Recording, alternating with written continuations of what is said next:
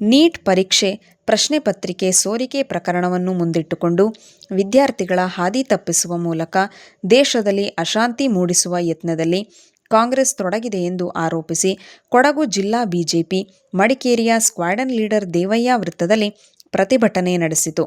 ಕಾಂಗ್ರೆಸ್ ಮುಖಂಡರಾದ ರಾಹುಲ್ ಗಾಂಧಿ, ಪ್ರಿಯಾಂಕಾ ಗಾಂಧಿ ಸೇರಿದಂತೆ ಪಕ್ಷದ ಪ್ರಮುಖರು ಹಾಗೂ ಕಾಕ್ರೋಚ್ ಜನತಾ ಪಾರ್ಟಿಯ ವಿರುದ್ಧ ಘೋಷಣೆಗಳನ್ನು ಕೂಗಿದ ಪ್ರತಿಭಟನಾಕಾರರು ಕಾಂಗ್ರೆಸ್ ಕಚೇರಿಗೆ ಮುತ್ತಿಗೆ ಹಾಕುವ ಪ್ರಯತ್ನಕ್ಕೆ ಮುಂದಾದರು.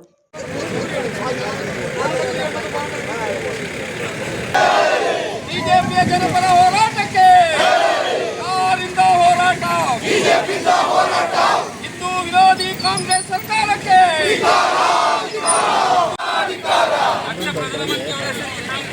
ದೇಶದ್ರೋಹಿಗಳಿಗೆ ಕೊಡ್ತಿರುವ ಕಾಂಗ್ರೆಸ್ ಭಾರತ್ ಮಾತಾ ಕಿ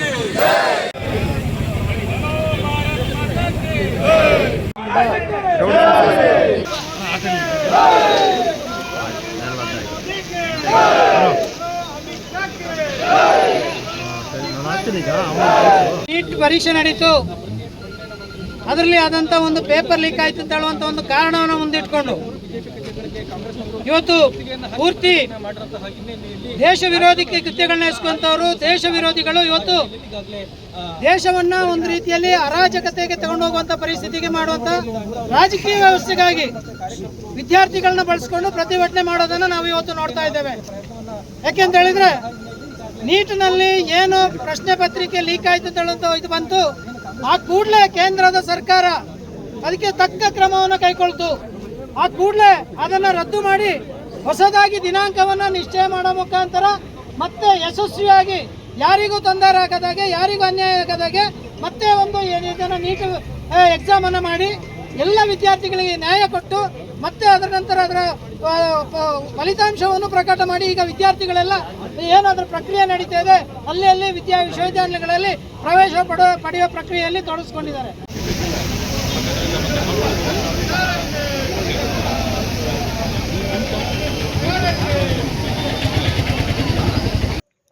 ಈ ಸಂದರ್ಭ ಪೊಲೀಸರು ಬಿಜೆಪಿ ಮುಖಂಡರು ಹಾಗೂ ಕಾರ್ಯಕರ್ತರನ್ನು ಬಂಧಿಸಿ ನಂತರ ಬಿಡುಗಡೆಗೊಳಿಸಿದರು. ಕಾಂಗ್ರೆಸ್ ಪ್ರಮುಖರು ಪ್ರಧಾನಮಂತ್ರಿ ನರೇಂದ್ರ ಮೋದಿ ಅವರ ಮನೆಗೆ ಮುತ್ತಿಗೆ ಹಾಕಲು ಯತ್ನಿಸಿದ್ದನ್ನು ಬಿಜೆಪಿ ಪ್ರಮುಖರು ತೀವ್ರವಾಗಿ ಖಂಡಿಸಿದರು.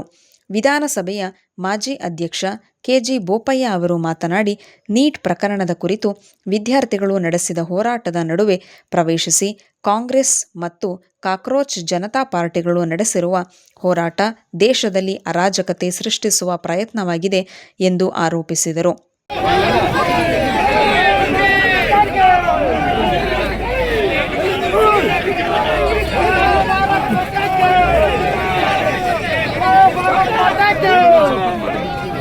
ಭಾರತ್ ಮಾತಾ ಕಿ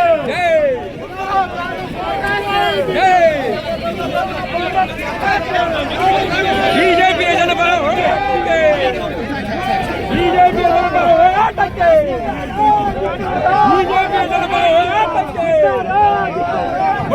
ಭಾರತ್ ಮಾತಾ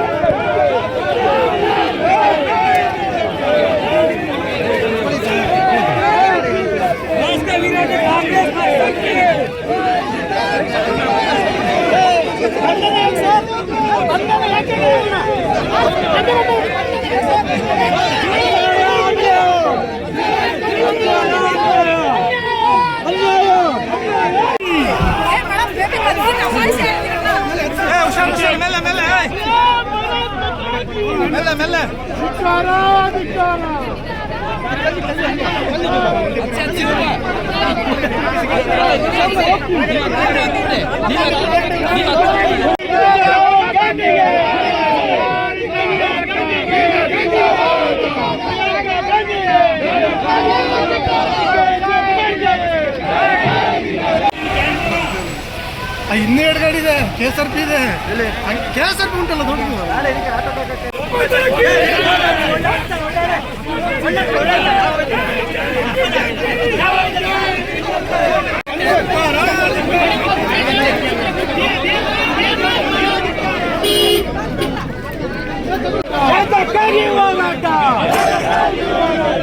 ಕಾಂಗ್ರೆಸ್ ಸರ್ಕಾರಕ್ಕೆ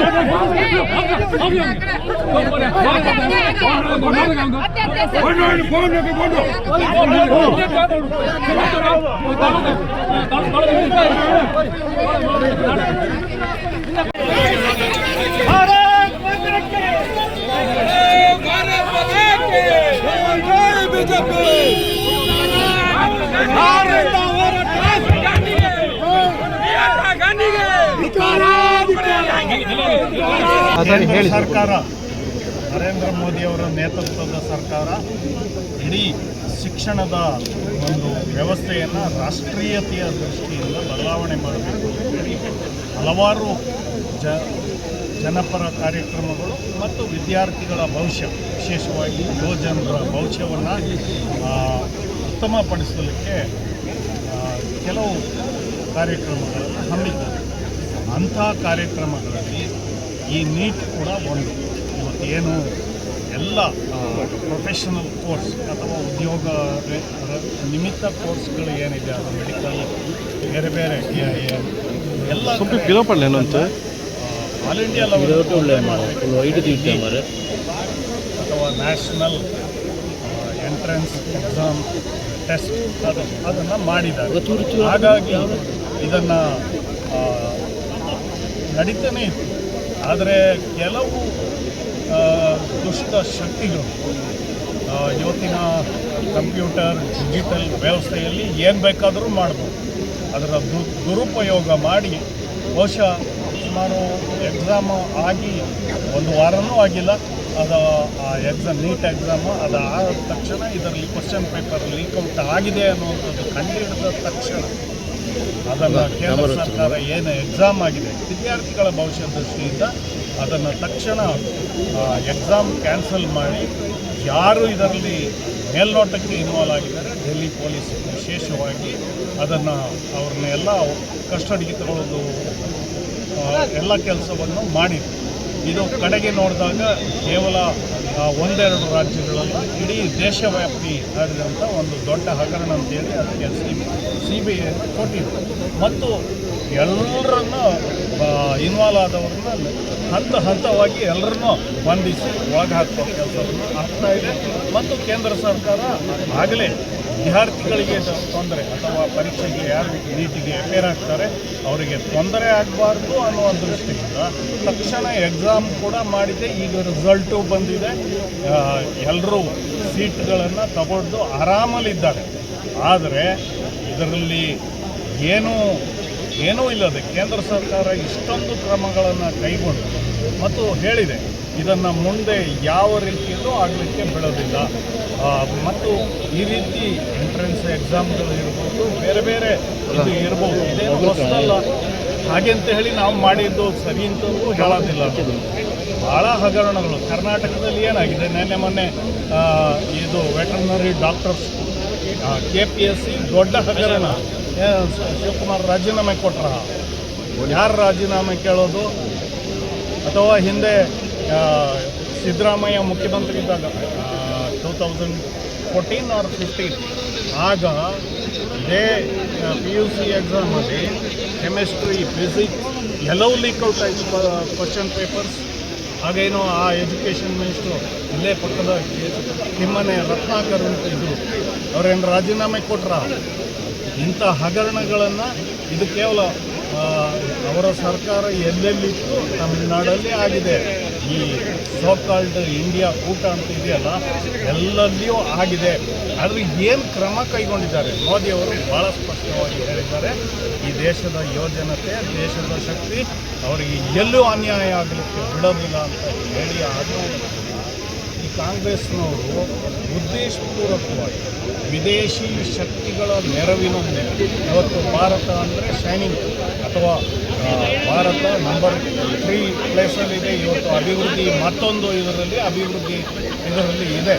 ಇದನ್ನು ಸಹಿಸಕ್ಕಾಗದಂಥ ಕೆಲವು ವಿದೇಶಿ ಶಕ್ತಿಗಳು ಈ ದೇಶದಲ್ಲಿ ಭಾರತೀಯ ರಾಷ್ಟ್ರೀಯತೆ ಬೆಳೀತಾ ಇದೆ, ಹಿಂದುತ್ವ ಬೆಳೀತಾ ಇದೆ. ಹಿಂದುತ್ವ ಅಂದರೆ ಈ ದೇಶದ ಸಂಸ್ಕೃತಿ. ಇದನ್ನು ಸಹಿಸಿಕೊಳ್ಳಿಕ್ಕಾಗದೆ ಇದನ್ನು ಇದು ಮಾಡಿಕೊಂಡು ವಿಶೇಷವಾಗಿ ರಾಹುಲ್ ಗಾಂಧಿ ಅಂತ ವಿದೇಶ ಮೇಲೆ ವ್ಯಾಮೋಹ ಇರೋರು. ಯಾಕೆ ಆಗಾಗ ವಿದೇಶಕ್ಕೆ ಹೋಗಿ ಮೊನ್ನೆ ಯಾರೋ ವೈರಲ್ ಮಾಡಿದ್ದಾರೆ, ಚಡ್ಡಿ ಹಾಕ್ಕೊಂಡು ಯಾರ್ಯಾರ ಒಬ್ಬ ಅಪೋಸಿಷನ್ ಲೀಡರ್ ಮಾಡೋ ನಾಚಿಕೆ ಆಗ್ತದೆ. ಅಂಥವರ ನೇತೃತ್ವದಲ್ಲಿ ಇವತ್ತು ವಿದ್ಯಾರ್ಥಿಗಳು ಜಂತರ್ ಮಂತರಲ್ಲಿ ಶಾಂತಿಯುತವಾಗಿ ಪ್ರತಿಭಟನೆ ಮಾಡ್ತಾಯಿದ್ರು. ಅವರ ಅಹವಾಲು ಕೇಳಬೇಕು. ಅದು ಬಿಟ್ಟು ಅವರಿಗೆ ತದ್ವಿರುದ್ಧವಾಗಿ ಅವರೇನು ಶಾಂತಿಯುತ ಪ್ರತಿಭಟನೆ ಅಂತಿದ್ದಾರೆ, ಅದಕ್ಕೆ ತದ್ವಿರುದ್ಧವಾಗಿ ಕಾನೂನು ಕೈಗೆತ್ತಿಕೊಂಡು ಇವತ್ತು 120 ವಿದ್ಯಾರ್ಥಿಗಳಿಗೂ ಲಾಠಿಯಿಂದ ಪೆಟ್ಟಾಗಿದೆ. 120 ಪೊಲೀಸ್ನವರು ಗಾಯಗೊಂಡಿದ್ದಾರಲ್ಲ, ಫ್ರ್ಯಾಕ್ಚರ್ ಆಗಿದೆ ಹೆಣ್ಣು ಮಕ್ಕಳಿಗೆಲ್ಲ, ಲೇಡಿ ಕಾನ್ಸ್ಟೇಬಲ್ಸ್. ಇದಕ್ಕೇನು ಉತ್ತರ? ಈ ರೀತಿ ದೇಶದಲ್ಲಿ ಅಜಾಗರೂಕತೆ ಉಂಟು ಮಾಡುವಂಥ ಕೆಲಸವನ್ನು ಮಾಡಿದ್ದಾರೆ. ಅದರಲ್ಲೂ ಒಬ್ಬ ಪ್ರಧಾನಮಂತ್ರಿ, ಇವತ್ತು ಪ್ರಧಾನಮಂತ್ರಿ ಅಂದರೆ ಕೇವಲ BJP ಅವರಿಗೆ ಈ ರಾಷ್ಟ್ರದ ಪ್ರಧಾನಮಂತ್ರಿ, ಇಡೀ ಪ್ರಪಂಚವೇ ಅವ್ರನ್ನ ಗೌರವದಿಂದ ನೋಡ್ತಾ ಇದೆ. ಅವರ ಏನು ಮನೆ ಇದೆ, ಹೈಲಿ ಪ್ರೊಟೆಕ್ಟೆಡ್ ಏರಿಯಾ. ಅಲ್ಲಿ ಯಾರು ಏನೂ ಹೋಗೋದು, ಯಾಕೆಂದರೆ ಅವರ ಜೀವಕ್ಕೆ ಅಷ್ಟು ಅಪಾಯ ಇದೆ. ಅಂಥ ಇದಕ್ಕೆ ಇಡೀ ಕಾಂಗ್ರೆಸ್ ಗ್ಯಾಂಗ್ ಹೋಗಿ ಅಟ್ಯಾಕ್ ಮಾಡೋದು ಅಂದರೆ ಎಲ್ಲಿದೆ ಕಾನೂನು ಸುವ್ಯವಸ್ಥೆ? ಒಬ್ಬ ಅಪೋಸಿಷನ್ ಲೀಡರ್, ಅವರ ನೇತೃತ್ವ, ಒಬ್ಬ ಅಪೋಸಿಷನ್ ಲೀಡರ್ ಆಫ್ ಅಪೋಸಿಷನ್ ಅಂದರೆ ಸೂಡೋ ಪ್ರೈಮ್ ಮಿನಿಸ್ಟರ್ ಅಂತ ಲೆಕ್ಕ. ಪ್ರೈಮ್ ಮಿನಿಸ್ಟರ್ ಅಷ್ಟೇ ಜವಾಬ್ದಾರಿ ಇದೆ ಸರ್ಕಾರದ ತಪ್ಪುಗಳನ್ನು ಹೇಳುವಂಥದ್ದು. ಅದು ಬಿಟ್ಟು ಸಣ್ಣ ಮಕ್ಕಳ ಹಾಗೆ ಬೀದಿಲಿ ನಾಟಕ ಆಡ್ತಾರಲ್ಲ, ಆ ಥರ ನಾಟಕ ಆಡುವಂಥ ಕೆಲಸ ಇವತ್ತು ರಾಹುಲ್ ಗಾಂಧಿ ಕೈಯಿಂದ ಮತ್ತು ಅವರ ಗುಂಡ ವರ್ತನೆ. ಮಲ್ಲಿಕಾರ್ಜುನ ಖರ್ಗೆ ಅಂತ ಸೀನಿಯರ್ ಮೋಸ್ಟ್ ಲೀಡರ್, ಅವರು ಕೂಡ ಅವರ ಲ್ಯಾಂಗ್ವೇಜ್ ಏನು ಎಲ್ರಿಗೂ ಬರ್ತದೆ, ಅದಕ್ಕಿಂತ ಕೆಟ್ಟ ಲ್ಯಾಂಗ್ವೇಜಲ್ಲಿ ಬೈಲಿಕ್ಕೆ. ಆದರೆ BJP ಸಂಯಮದಿಂದ ವರ್ತನೆ ಮಾಡಿದೆ. ವಿದ್ಯಾರ್ಥಿಗಳ ಯುವಜನರ ಭವಿಷ್ಯಕ್ಕೆ ತೊಂದರೆ ಆಗಬಾರ್ದು ಅಂತ ಹೇಳುವುದು, ಇದನ್ನು ರಾಜಕೀಯಗೊಳಿಸಿಕೊಂಡು ಇವತ್ತು ಪ್ರಧಾನಮಂತ್ರಿಗಳ ಮನೆಗೆ ಅಟ್ಯಾಕ್ ಮಾಡುವಂಥದ್ದು, ಎಲ್ಲ ಕಡೆ ಕಾನೂನು ಸುವ್ಯವಸ್ಥೆಯನ್ನು ಹಾಳುಗೆಡುವಂಥದ್ದು, ಮೊಟ್ಟೆ ಎಸೆಯುವಂಥದ್ದು, ಇದು ಎಲ್ಲವನ್ನೂ ಮಾಡಿದ್ದಾರೆ. ಇದು ಎಲ್ಲವನ್ನೂ ಇವತ್ತು ಖಂಡನೆ ಮಾಡಿ ಕಾಂಗ್ರೆಸ್ನವರೇ ನೆಟ್ಟಗಿರಿ. ನಿಮಗೆ ಯಾವ ಕಾಲಕ್ಕೂ ಇನ್ನು ನೀವು ಅಧಿಕಾರಕ್ಕೆ ಬರೋದಿಲ್ಲ. ಇಲ್ಲಿ ಅಕಸ್ಮಾತ್ ನಮ್ಮ ತಪ್ಪಿಂದ ಬಂದಿದ್ದೀರಿ ಹೊರತು ನೀವು ಇತ್ತೀಚೆ ಎಲ್ಲ ಚುನಾವಣೆಗಳಲ್ಲಿ ನೀವೇನು ಬರಲ್ಲ, ಇನ್ನು ಮುಂದೆ ಬರಲ್ಲ. ಇನ್ನಾದರೂ ಒಬ್ಬ ಜವಾಬ್ದಾರಿಯುತ ಅಪೋಸಿಷನ್ ಆಗಿ ಕೆಲಸ ಮಾಡಿ. ಅದು ಬಿಟ್ಟು ದೇಶದಲ್ಲಿ ಅಜಾಗರೂಕತೆಯನ್ನು ಉಂಟು ಮಾಡುವ ಕೆಲಸವನ್ನು ಮಾಡಿದರೆ ಜನ ನಿಮಗೆ ಪಾಠ ಕಲಿಸ್ತಾರೆ. ಇವತ್ತೇನು ನೀಟ್ ಇದೆ, ಈಗಲೇ ಅದರ ಬಗ್ಗೆ ಪ್ರಧಾನಮಂತ್ರಿಗಳು ಹೇಳಿದ್ದಾರೆ. ನಾವು ಯಾರು ಈ ರೀತಿ ಕ್ವಶನ್ ಪೇಪರ್ ಲೀಕ್ಔಟ್ ಮಾಡೋದು, ಹಗರಣದಲ್ಲಿ ಭಾಗಿಯಾಗ್ತಾರೆ, ಸಿವಿಯರ್ ಪನಿಷ್ಮೆಂಟ್ ಕೊಡಲಿಕ್ಕೆ ಪಾರ್ಲಿಮೆಂಟಲ್ಲಿ ಅವಶ್ಯಕತೆ ಬಿದ್ದರೆ ಕಾನೂನೇ ಮಾಡ್ತೇವೆ ಅನ್ನುವಂಥದ್ದು. ಇನ್ನೇನು ಬೇಕು? ಮಂಡೇನೇ ನಾವು ಬಿಲ್ ಪಾಸ್ ಮಾಡ್ತೇವೆ ಅಂತ ಹೇಳಿದ್ದಾರೆ. ಇನ್ನೇನು ಬೇಕು ಇವರಿಗೆ?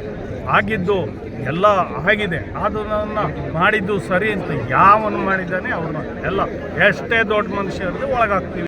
ಅವರು ಮಾಡಿರ್ತಕ್ಕಂಥಲ್ಲ ಅಧಿಕಾರಿಗಳು ಅಥವಾ ಯಾರು ಮಾಡಿದ್ದಾರೆ ಗೊತ್ತಿಲ್ಲ.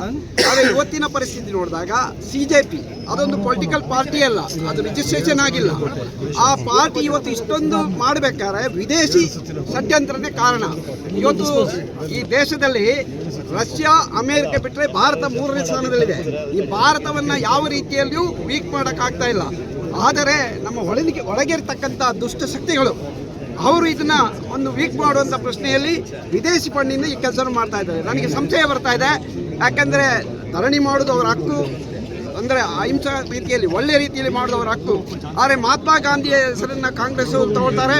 ಮಹಾತ್ಮ ಗಾಂಧೀಜಿ ಯಾವ ರೀತಿ ಹೋರಾಟವನ್ನು ಮಾಡಿದ್ರು, ಯಾವ ರೀತಿ ಚಳವಳಿಯನ್ನು ಮಾಡಿದ್ರು, ಮಹಾತ್ಮ ಗಾಂಧಿಯನ್ನು ಇವರು ಅನುಸರಿಸುತ್ತಿದ್ದಾರಾ? ಇವತ್ತು ಮಾಡ್ತಿರ್ತಕ್ಕಂಥ ರೀತಿ ಯಾವುದು? ಈ ಪೊಲೀಸರನ್ನ ಹೊಡೆಯೋದು, ಈ ಪೊಲೀಸರ ವ್ಯಾನ್ಗಳನ್ನು ನಿಲ್ಲಿಸೋದು, ಈ ರೀತಿಯ ಹೀನ ಕೃತ್ಯವನ್ನ ಕಾಂಗ್ರೆಸ್ ಮಾಡ್ತಾ ಇದೆ. ನೀವು ಒಂದು ಆಲೋಚನೆಯನ್ನು ಮಾಡಬೇಕು. ಯಾಕಂತ ಹೇಳಿದ್ರೆ ಇವತ್ತು ಪ್ರೆಸೆಂಟ್ ಈ ದೇಶದ ಅಧಿಕಾರಿಗಳಿರ್ಬೋದು, ಈ ದೇಶದ ಜನ ಇರ್ಬೋದು, ಹೊರದೇಶಕ್ಕೆ ಹೋದಾಗ ಭಾರತ ಅಂತ ಹೇಳಿದ್ರೆ ಇವತ್ತು ನಾವು ತಲೆ ಎತ್ತಿ ನಡಿಬೋದು. ಮೊದಲು ಭಾರತ ಅಂದರೆ ಯಾವ ಪರಿಸ್ಥಿತಿಯು ಅಮೆರಿಕದಲ್ಲಿ ಸಮುದ್ರಕ್ಕೆ ಯಾವುದು ಆಗ್ತಾ ಇತ್ತು ಅದನ್ನ ಇಲ್ಲಿ ತಿನ್ನಕ್ಕೆ ಕೊಡ್ತಾ ಇತ್ತು. ಇವತ್ತು ಆ ಸ್ಥಿತಿ ಇಲ್ಲ. ಇವತ್ತು ಭಾರತ ನಂಬರ್ 1 ರಾಷ್ಟ್ರ ಆಗಲಿಕ್ಕೆ ಎಲ್ಲ ರೀತಿಯ ಪ್ರಯತ್ನಗಳಾಗ್ತಾ ಇದೆ. ಅಮೆರಿಕದ ಮಾತು ಇವತ್ತು ಎಲ್ಲೆಲ್ಲಿ ನಡೀತಾ ಇಲ್ಲ. ಹಾಗಾಗಿ ಅಮೆರಿಕ ಇದ್ರ ಜೊತೆಗೆ ಒಂದು ಷಡ್ಯಂತ್ರ ಇರ್ತದೆ. ವಿದೇಶಿ ಫಂಡಿಂದ ಇವತ್ತು ಸಿಜೆಪಿ ಪಾರ್ಟಿ ಈ ರೀತಿ ನಡ್ಕೊಳ್ತಾ ಇದೆ. ಹಾಗಾಗಿ ಎಲ್ಲ ಜನಗಳು ನಮಗೆ ಸಹಕಾರ ಕೊಡಬೇಕು, ಇವರ ಕುತಂತ್ರಕ್ಕೆ ಬಲಿಯಾಗಬಾರದು ಅಂತ ಹೇಳ್ತಾ ನೀಟ್ ಪರೀಕ್ಷಾ ಪತ್ರಿಕೆ ಸೋರಿಕೆ ಪ್ರಕರಣಕ್ಕೆ ಸಂಬಂಧಿಸಿದಂತೆ ತನಿಖೆ ಕೈಗೊಂಡು ತಪ್ಪಿತಸ್ಥರ ವಿರುದ್ಧ ಕಠಿಣ ಕ್ರಮ ಕೈಗೊಳ್ಳುವುದಾಗಿ ಪ್ರಧಾನಮಂತ್ರಿ ನರೇಂದ್ರ ಮೋದಿಯವರು ತಿಳಿಸಿದ್ದಾರೆ. ಆದರೂ ಕಾಂಗ್ರೆಸ್ ಪಕ್ಷ ಪ್ರಧಾನಿ ಮನೆಯ ಮುಂದೆ ಪ್ರತಿಭಟನೆ ನಡೆಸಲು ಮುಂದಾಗಿರುವುದಕ್ಕೆ ಕಾರಣವಾದರೂ ಏನು ಎಂದು ಪ್ರಶ್ನಿಸಿದರು. ಕೊಡಗು ಜಿಲ್ಲಾ ಬಿಜೆಪಿ ಅಧ್ಯಕ್ಷ ನಾಪಂಡ ರವಿ ಕಾಳಪ್ಪ ಅವರು ಮಾತನಾಡಿ, ಕಾಕ್ರೋಚ್ ಜನತಾ ಪಾರ್ಟಿಯ ಹೋರಾಟಕ್ಕೆ ಕಾಂಗ್ರೆಸ್ ಪಕ್ಷ ಬೆಂಬಲವನ್ನು ನೀಡುವ ಮೂಲಕ ರಾಷ್ಟ್ರದಲ್ಲಿ ಅರಾಜಕತೆಯನ್ನು ಸೃಷ್ಟಿಸುವ ಪ್ರಯತ್ನ ಮಾಡಿದೆ ಎಂದು ಆರೋಪಿಸಿದರು. ಪ್ರತಿಭಟನೆಯಲ್ಲಿ ಜಿಲ್ಲಾ ಬಿಜೆಪಿ ಮಾಜಿ ಅಧ್ಯಕ್ಷರುಗಳಾದ ಶಾಂತಯ್ಯಂಡ ರವಿ ಕುಶಾಲಪ್ಪ, ರಾಬಿನ್ ದೇವಯ್ಯ, ಮಡಿಕೇರಿ ನಗರಸಭಾ ಅಧ್ಯಕ್ಷೆ ಪಿ ಕಲಾವತಿ, ಜಿಲ್ಲಾ ಬಿಜೆಪಿ ಪ್ರಧಾನ ಕಾರ್ಯದರ್ಶಿಗಳಾದ ವಿ.ಕೆ. ಲೋಕೇಶ್, ಮಹೇಶ್ ಜೈನಿ, ನಗರಸಭಾ ಮಾಜಿ ಅಧ್ಯಕ್ಷೆ ಅನಿತಾ ಪೂವಯ್ಯ, ಪಕ್ಷದ ನಗರಾಧ್ಯಕ್ಷ ಉಮೇಶ್ ಸುಬ್ರಮಣಿ, ಎಸ್ಸಿ ಮೋರ್ಚಾದ ಜಿಲ್ಲಾಧ್ಯಕ್ಷ ಪಿ.ಎಂ. ರವಿ, ಪ್ರಮುಖರಾದ ಬಲ್ಲಾರಂಡ ಮಣಿ ಉತ್ತಪ್ಪ, ಯಮುನಾ ಚಂಗಪ್ಪ, ಉಮಾಪ್ರಭು, ಪಟ್ರಾಪಂಡ, ರಘುನಾಣಯ್ಯ, ಪಿ.ಡಿ. ಪೊನ್ನಪ್ಪ, ಆರ್.ಕೆ. ಚಂದ್ರ, ಅರುಣ್ ಶೆಟ್ಟಿ, ಅಪ್ಪಚೆ ಟೋಳಂಡ, ಮನು ಮುತ್ತಪ್ಪ, ಕೇಟೋಳಿರ ಹರೀಶ್ ಪೂವಯ್ಯ, ತಳೂರು ಕಿಶೋರ್ ಕುಮಾರ್, ಬೊಳ್ಳಜಿರ ಅಯ್ಯಪ್ಪ ಸೇರಿದಂತೆ ಕಾರ್ಯಕರ್ತರು ಪಾಲ್ಗೊಂಡಿದ್ದರು. ಪ್ರತಿಭಟನಾ ಸ್ಥಳದಿಂದ ಕೆಲವೇ ದೂರದಲ್ಲಿರುವ ಮಹದೇವಪೇಟೆಯಲ್ಲಿನ ಕಾಂಗ್ರೆಸ್ ಕಚೇರಿಗೆ ಪೊಲೀಸರು ಬಂದೋಬಸ್ತ್ ಕಲ್ಪಿಸಿದ್ದರು.